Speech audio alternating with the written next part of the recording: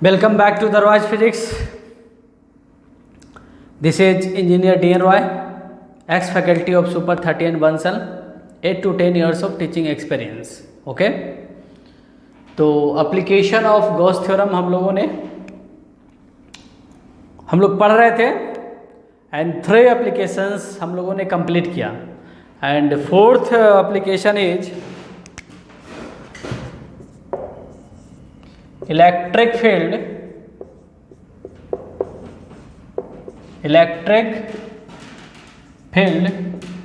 Due to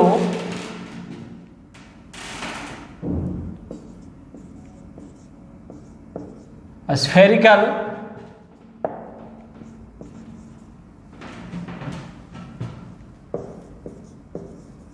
cell. okay, electric field due to a spherical cell और hollow sphere भी बोल सकते हैं. हॉलो स्फेयर, स्फेरिकल सेल और हॉलो स्फेयर की वजह से इलेक्ट्रिक फील्ड का फार्मूला हम डिराइव करेंगे यूजिंग गॉस थ्योरम. मैथमेटिकली भी डिराइव कर सकते हैं बट बहुत ही लेंदी हो जाएगा. मैथमेटिकल प्रोसेस बहुत ज़्यादा इंटीग्रेट करना पड़ेगा, लिमिट लेना पड़ेगा. Electric field due to spherical shell और हॉलो स्फेयर. ओके, तो स्फेरिकल सेल और hollow sphere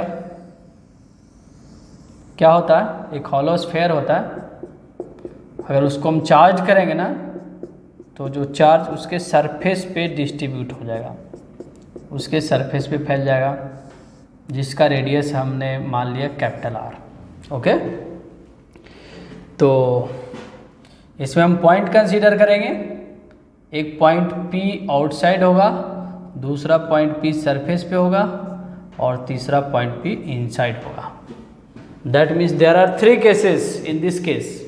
1 when the point P is outside of the sphere, when the point P at the surface of the sphere and when the point P inside the sphere. तो first में देखिए, first में at outside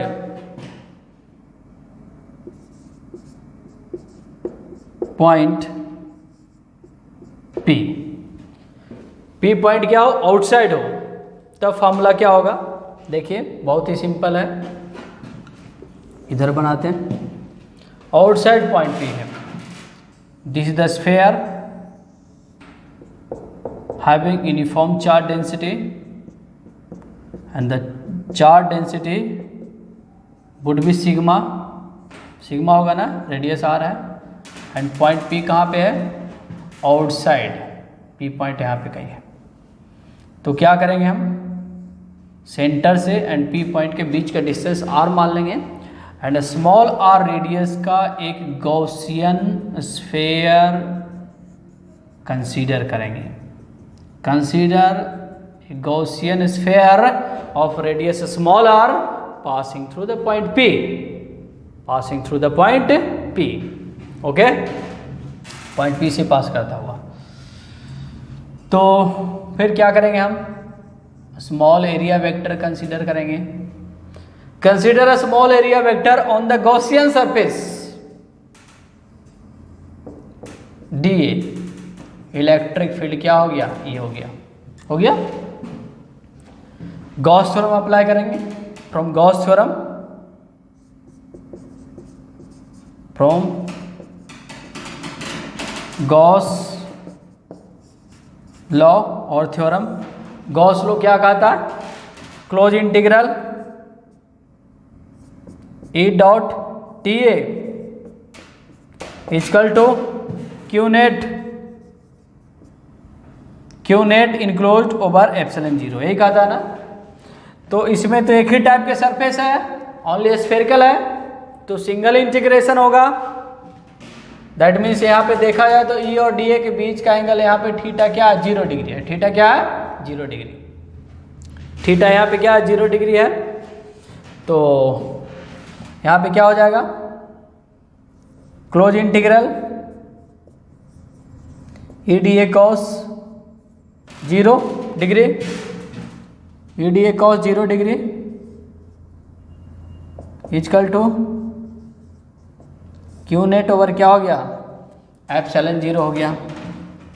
तो देखिए ई यहाँ से बाहर आ गया, ई बाहर आ गया, cos 0 का वैल्यू 1 होता, cos 0 का वैल्यू 1, चूँकि cos 0 का वैल्यू क्या होता, 1 होता, तो ई इंटू क्या हो गया, डी ए। क्यू नेट, इसके अंदर नेट चार्ज कितना है, इसका चार्ज हमने मान लिया क्यू, तो इसके अंदर तो क्यू ही चार्ज है ना, इसके अंदर क्यू ही चार्ज है, डेंसिटी के टर्म्स में भी लिख सकते हैं, है ना, इसके अंदर क्यू ही चार्ज है, तो क्यू ओवर एप्सिलॉन 0 हो गया। इसको सॉल्व करेंगे तो A into surface area 4 pi r square, surface area of the Gaussian surface, not spherical shell, जो सेल कंसीडर किया, हॉलो स्फेयर किया, उसका सरफेस नहीं लेना है, किसका सरफेस लेना है, सरफेस एरिया, किसका सरफेस एरिया लेना है, गॉसियन सरफेस का। तो 4 पाई आर स्क्वायर हो गया, इक्वल टू क्यू ओवर क्या हो गया, एप्सिलॉन 0 हो गया। तो बताइए यहाँ से क्या आ गया, ई इक्वल टू क्या आ गया, 1/4 pi epsilon 0 q over r square. ये आ गया कि नहीं आ गया। This formula is same as the electric field due to point charge at a distance r. Point charge की वजह से यही तो फार्मूला था, 1/4 pi epsilon 0 into q over r square. तो स्फेरिकल सेल के लिए थी, हॉलो स्फेयर के लिए भी फार्मूला सेम ही आ गया, 1/4 pi epsilon 0 q over r square, ये फार्मूला आ गया, ठीक है। तो अगर कोई हॉलो स्फेयर है, यूनिफॉर्मली चार्ज है, having charge q, and P point is situated outside the spherical cell, then the formula of electric field will be 1/4 pi epsilon 0 q over r square। Okay, अब हम surface पे derive करेंगे, बहुत ही simple है, एक बार देख लीजिए, बहुत ही सिंपल है। 3 केसेस कंसीडर करेंगे, 1 outside, second eight the surface, third inside the sphere, inside the spherical cell, inside the hollow sphere। okay, so first case, when the point P outside, when the point P lies outside the sphere, then the formula will be 1/4 pi epsilon 0 q over r square। And what would be when the point P at the surface of the sphere? okay, that means consider the second case, the second case is, this is the second case,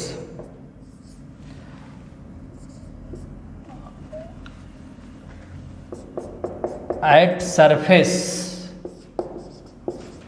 of sphere। अगर sphere की surface पे हम बात करें, कहाँ पे बात करें, स्फेयर के सरफेस पे बात करें, at the surface of the sphere. तो at the surface of the sphere की बात करेंगे हम, तो देखिए क्या करेंगे, we consider spherical shell, we consider, this is the original spherical cell having radius capital R, radius capital R, and this is the point P at the surface of the sphere। then what we do, we consider Gaussian spherical surface of radius capital R। okay, in this case small r is equal to capital R, isn't it? A small r is equal to capital R. We draw the Gaussian surface of radius capital R.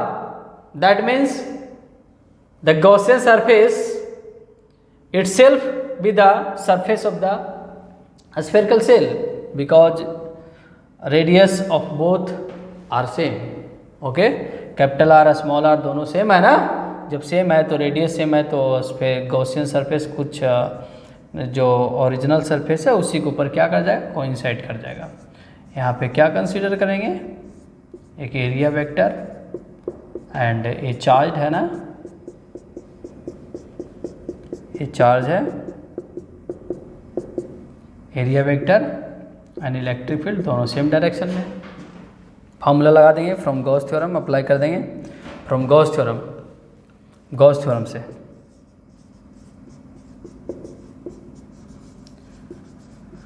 Gauss theorem क्या कहता है? Gauss theorem कहता है closed integral E dot D A equal to Q net enclosed by epsilon 0, ये कहता है ना। तो जस्ट अप्लाई कर दीजिए, फार्मूला आ जाएगा।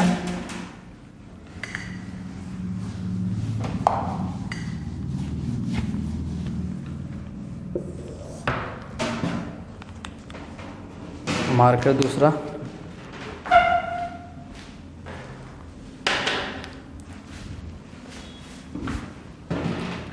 फार्मूला लगा दीजिए। तो क्या हो रहा है? E D A cos 0 equal to net charge q होगा over epsilon 0, over epsilon 0। cos 0 का वैल्यू 1 होता है, ई बाहर आ गया, कांस्टेंट हो जाएगा, बाहर आ गया, Q over epsilon 0, E into क्या हो गया ए, क्यू ओवर क्या हो गया एप्सिलॉन 0 हो गया ना। तो देखिए क्या हो गया, area of the surface of the sphere 4 pi capital r square हो जाएगा। देखिए यहाँ पे कैपिटल आर स्मॉल आर के बराबर है, तो क्या आ गया क्यू ओवर एप्सिलॉन 0। यहाँ से ई का वैल्यू क्या आ गया, ई का वैल्यू आ गया 1/4 pi epsilon 0, 1/4 pi epsilon 0 q over r square, sorry capital r square. इसी के जैसा है ना, बस यहाँ पे क्या हो गया, स्मॉल आर के जगह पे क्या आ गया, कैपिटल आर आ गया। ठीक है, तो ये आ गया। तो at the surface of the sphere formula क्या हो गया, 1/4 pi epsilon 0 into q over r square. Third में देखिए,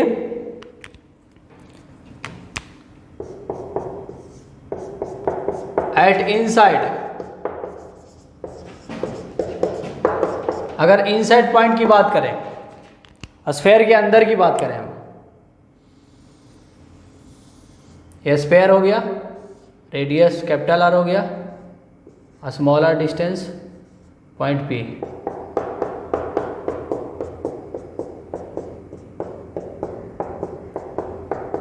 अगर इनसाइड की बात करें हम, in this case point P lies inside, in this case point P is situated inside the hollow sphere, then what we do in this case, we draw the Gaussian surface of radius small r, smaller radius का एक Gaussian surface draw कर देना है, और एक यहाँ पे क्या ले लेना है, स्मॉल एरिया ले लेना है, डी ए हो गया, इलेक्ट्रिक फील्ड हो गया। Okay, Gauss theorem apply, Gauss theorem, Gauss law apply, Gauss law. What is Gauss law? Close integral E dot D A equal to Q net enclosed over epsilon 0 ना। तो यहाँ पे क्या हो जाएगा, close integral E D A cos 0 equal to Q net over क्या हो जाएगा, एप्सिलॉन 0 ओवर क्या हो जाएगा, एंड कॉस 0 का वैल्यू 1, तो ई बाहर आ गया, integral D A equal to, इसके अंदर नेट चार्ज तो है ही नहीं, अरे भाई टोटल चार्ज तो इसके सरफेस पे है, हॉलो स्फेयर के अंदर, हॉलो स्फेयर के अंदर कुछ भी नहीं है, एयर है। तो इस कंसीडर गॉसियन सरफेस, जो आपने गॉसियन सरफेस कंसीडर किया है, क्या इसके अंदर कोई चार्ज है? नहीं, जीरो चार्ज है, जीरो चार्ज ओवर क्या हो गया, एप्सिलॉन 0 हो गया। तो क्या हो गया, ए इंटू डी ए का ए हो गया 0, that means E equal to क्या हो गया, 0। दैट मीन्स स्फेयर के अंदर, हॉलो स्फेयर के अंदर फील्ड क्या होता है, 0 होता है, फील्ड क्या होता है, 0 होता है। अब देखिए यहाँ पे हम समराइज कर देते हैं, फिर इसका ग्राफ ड्रॉ करेंगे, which is very very important. Graph काफ़ी ही इम्पोर्टेंट है। तो देखिए इसको हम समराइज करते हैं यहाँ पे। अगर इलेक्ट्रिक फील्ड आउटसाइड की बात करें हम, आउटसाइड, तो फार्मूला क्या होता है, 1/4πε0 Q/r² होता है। वेयर यहाँ पे Q क्या होता है, charge on the surface of the hollow sphere, and R क्या होता है, पॉइंट P एंड सेंटर के बीच का डिस्टेंस होता है। R क्या होता था, पॉइंट P, इधर कहीं पॉइंट P लिया था, एंड सेंटर के बीच का डिस्टेंस होता है, ये हो गया। एंड E सरफेस, अगर पॉइंट P क्या कहाँ पे आ जाए, सरफेस पे आ जाए, तो उस केस में फार्मूला क्या होगा, 1/4πε0 Q/r² होगा। 1/4πε0 Q/r² होगा, 1/4πε0 Q/r² होगा।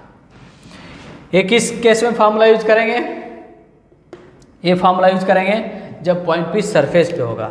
जब पॉइंट P इनसाइड होगा, इनसाइड के केस में क्या हो जाएगा, 1/4π क्या हो जाएगा, ε0 इनसाइड तो जीरो होता है, इनसाइड क्या होता है, जीरो होता है। इनसाइड क्या हो गया, जीरो, फील्ड क्या हो गया, जीरो हो गया। ठीक है। अगर हम ग्राफ की बात करें तो ग्राफ कैसा बनेगा, graph is very very important.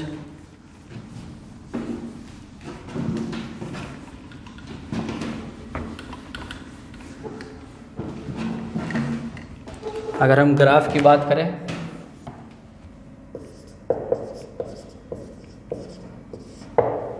Graph की बात करें तो देखिए ग्राफ कैसे बनेगा।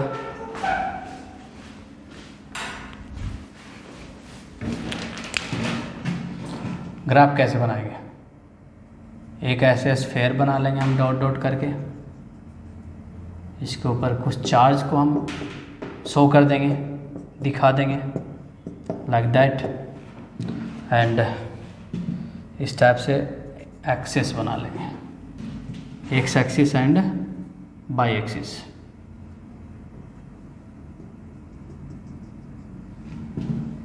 एक्स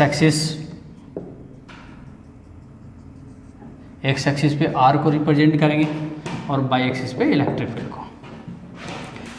एंड ये स्फेयर हो गया, होलो स्फेयर हो गया, जिसके ऊपर चार्ज क्यू डिस्ट्रीब्यूटेड है लाइक दैट। तो इसके अंदर इनसाइड स्फेयर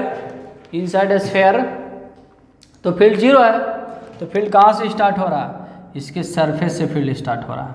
तो ऐसे कुछ बनाएंगे, dot dot dot dot dot dot, surface से फील्ड यहाँ से स्टार्ट हो रहा है। एंड आउटसाइड कैसे वेरी कर रहा है, इन्वर्सली। तो ग्राफ कुछ ऐसे बना दीजिए लाइक दैट। ये कट नहीं करेगा, ये ऐसे पैरेलल चलता जाएगा, बिकॉज आर बहुत ज़्यादा होगा ना, आर इनफाइनाइट होगा ना, आर इनफाइनाइट होगा ना। अगर R tending, if R tending to infinity, E tending to zero, R tending to, if r tending to infinity, e tending to zero, but not exactly zero, electric field will be asymptotic, will be asymptotes when r tending to infinity। asymptotes किसको कहते हैं, ये cut नहीं करे, ऐसा लगे अब cut कर जाएगा, अब कट कर जाएगा, लेकिन एक्चुअल में कट नहीं करे। ठीक है, दैट मीन्स इस केस में electric field inversely proportional to क्या हो गया, r² हो गया। तो ग्राफ ऐसा बनेगा, है ना। Graph bill looks like that, very simple, ऐसे बनाना है। एक्चुअल में जो ग्राफ है ना इतना ही है, बाहर ही है ग्राफ, यहाँ से स्टार्ट हो रहा है। अगर इस पॉइंट की बात करें तो इसका वैल्यू क्या होगा, 1/4πε0 Q/R², इसका रेडियस कैपिटल R है। ग्राफ इसके सरफेस से स्टार्ट हो रहा है, देखिए ग्राफ सरफेस से स्टार्ट हो रहा है, and falls inversely proportional to R², और इन्वर्सली प्रोपोर्शनल टू R² ऐसे फॉल कर रहा है ग्राफ। ठीक है, एसिम्पटोट्स हो जाएगा, कट नहीं करेगा। ओके, तो this is the electric field due to hollow sphere when the charge Q is distributed uniformly distributed over its surface। this formula is used when the point P lies outside. The formula will be 1 by 4 pi epsilon 0 q over r square, and if the point P lies at the surface, the formula will be 1 by 4 pi epsilon 0 q over r square, and if the point P lies inside, the electric field will be 0. Okay, कहने का मतलब surface पे hollow sphere, एक charge hollow sphere के surface पे formula होता है electric field का 1 by 4 pi epsilon 0 q over r square. Sorry, surface पे नहीं, आउटसाइड सरफेस पे फार्मूला होता 1 by 4 pi epsilon 0 q over capital R square. Capital R is the radius of that hollow sphere. Okay, and inside क्या होता है? 0 होता है. देखिए इस पे एक सिंपल सा एग्जांपल करते हैं, आपको क्लियर हो जाएगा. सिंपल सा एग्जांपल करेंगे तो कंसेप्ट क्लियर हो जाएगा.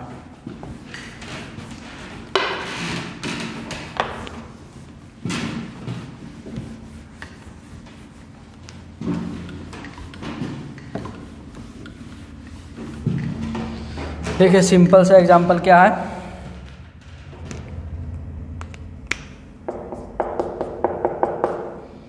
एक हमारे पास होलोस्फेयर है, ठीक है, चार्ज होलोस्फेयर है. एक चार्ज होलोस्फेयर है, इसके ऊपर charge Q equal to 10 coulomb मान लीजिए. इसका रेडियस मान लेते हैं 6 मीटर मान लेते हैं. ओके, ये सेंटर हो गया. पॉइंट P यहाँ पे लाई कर रहा, पॉइंट Q यहाँ पे है, पॉइंट A से यहाँ पे है. Find electric field, electric field at points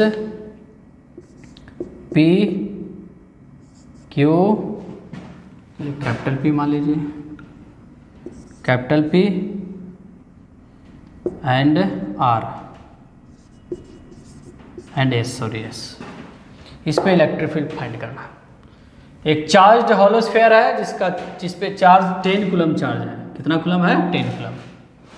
ये प्लस चार्ज है, माइनस चार्ज भी हो सकता है. माइनस चार्ज होगा तो क्या होगा? इलेक्ट्रिक फील्ड का डायरेक्शन चेंज हो जाएगा. ठीक है, अभी प्लस है ना तो इलेक्ट्रिक फील्ड का डायरेक्शन इधर होगा, माइनस होगा तो अपोजिट हो जाएगा. तो electric field at the point P क्या होगा बताइए. तो P आउटसाइड है ना, तो आउटसाइड वाला फार्मूला अप्लाई कर देंगे. 1 by 4 pi epsilon 0 Q over क्या कर देंगे? R square. ये कर देंगे ना. R क्या मान लेंगे? ए डिस्टेंस. ए डिस्टेंस तो हमने दिया ही नहीं. ए डिस्टेंस चलिए मान लीजिए, ये मान लेते हैं हम O पॉइंट और P पॉइंट के बीच का डिस्टेंस. इसका रेडियस 6 मीटर है ना, तो 10 मीटर मान लीजिए. ये 10 मीटर हो गया. एंड ये जो O पॉइंट और S पॉइंट के बीच का डिस्टेंस 2 मीटर मान लेते हैं, तभी तो इनसाइड होगा ना. तो Q ओवर R स्क्वायर, तो R इक्वल टू इस केस में 10 मीटर हो गया. तो फार्मूला लगा देंगे. तो E at the point P equal to 1 by 4 pi epsilon 0 का वैल्यू क्या होता है? 9 into 10 raised to the power क्या होता है? 9 होता है. Q कितना है? 10 ओवर R का स्क्वायर. R 10 है ना, तो 10 का स्क्वायर, 10 का स्क्वायर कर देंगे तो 100 हो गया. इसको सॉल्व कर देंगे, ये कट गया. 9 into 10 raised to the power 8 Newton पर कूलम. इलेक्ट्रिक फील्ड का ऐसा यूनिट न्यूटन पर कूलम होता है ना, तो ये आ गया. सेकेंड केस में electric field at the point Q point lies at the surface ना, तो सरफेस वाला क्या होता है formula? 1 by 4 pi epsilon 0 Q over क्या होगा? Capital R square. 1 by 4 pi epsilon 0 का value 9 into 10 raised to the power क्या हो गया? 9 हो गया. Q का वैल्यू 10 हो गया.